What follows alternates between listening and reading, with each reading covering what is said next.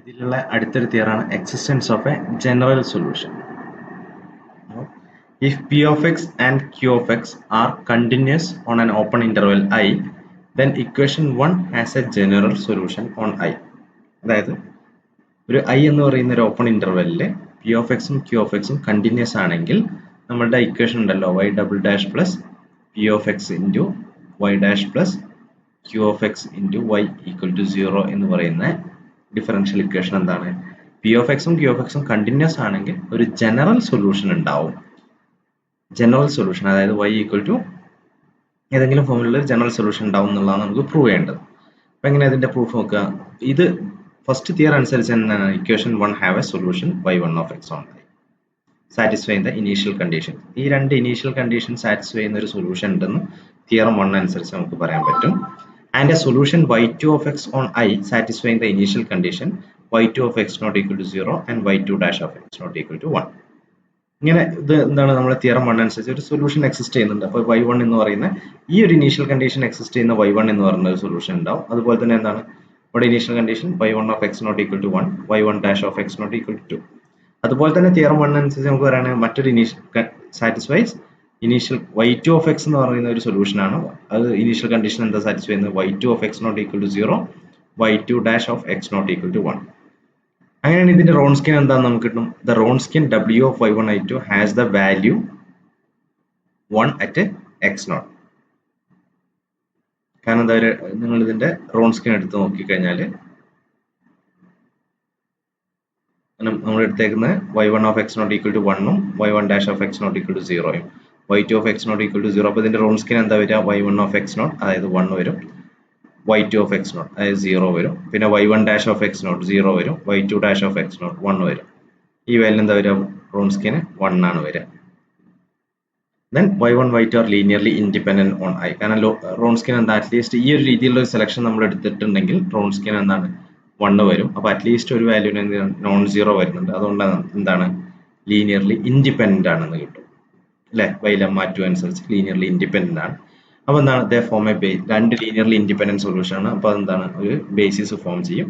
അതുകൊണ്ട് എന്താണ് y equal to c1 y1 plus c2 y2 എന്നുള്ളത് ഒരു ജനറൽ സൊല്യൂഷൻ ആണ് എന്നുള്ളത്. അപ്പോൾ ഇതാണ് ഈ ഒരു തിയറത്തിന്റെ പ്രൂഫ് വരുന്നത്.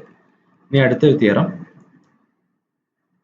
Suppose that equation 1 has continuous coefficients p of x and q of x on some open interval I, then every solution y equal to capital Y of x of equation 1 on I is of the form capital Y of x is equal to c1 y1 of x plus c2 y2 of x. അതാണ് y എന്നുള്ള ഏതൊരു solution നമുക്ക് ഈ ഒരു ഫോമിൽ എഴുതാൻ പറ്റും എന്നുള്ളതാണ്. Where y1 and y2 form a basis of solutions of equation 1 on I and c1 and c2 are suitable constants. നേരത്തെ നമ്മളൊരു ജനറൽ സൊല്യൂഷൻ എക്സിസ്റ്റ് ചെയ്യുമെന്ന് പറഞ്ഞു. അപ്പോൾ ഇനി എന്താണ്, ഏതൊരു സൊല്യൂഷനെയും y equal to y of x എന്നുള്ള ഏതൊരു സൊല്യൂഷനെയും നമുക്ക് ഏത് ഫോമിൽ എഴുതാൻ പറ്റും? y of x equal to some capital c1 y1 of x plus c2 y2 of x എന്നുള്ള രീതിയിൽ എഴുതാൻ പറ്റും. ഈ ഒരു പ്രൂഫ് നിങ്ങൾ സ്വന്തമായിട്ട് വായിച്ചു നോക്കുക. By theorem 3 our equation has a general solution y of x is equal to c1 y1 of x plus c2 y2 of x. ഇത് നമ്മൾ സ്റ്റാർ എന്ന് വിളിക്കാം. നമുക്ക് എന്താണ്, we have to find a suitable values of c1 and c2 such that y of x equal to capital Y of x ആവുന്ന രീതിയിലുള്ള suitable ആയിട്ടുള്ള c1 ന്റെയും c2 ന്റെയും വാല്യൂസ് ആണ് നമുക്ക് കണ്ടുപിടിക്കേണ്ടത്. So we choose any fixed x0 in I and show first that we can find c1 and c2 such that y of x0 equal to capital Y of x0 and y dash of x0 equal to capital Y dash of x0. അപ്പോൾ അതിന് വേണ്ടിയിട്ട് നമ്മൾ നേരത്തെ എഴുതിയ പോലെ തന്നെ എന്ത് എഴുതാം? നമുക്ക് സിസ്റ്റം ഓഫ് ഇക്വേഷൻസ് എഴുതാം. c1 y1 of x0 plus c2 y2 of x0 equal to എന്താണ്? ക്യാപിറ്റൽ Y of x0 ആണ്. അതുപോലെ c1 y1 dash of x0 plus c2 y2 dash of x0 equal to capital Y of x0 അല്ലെ?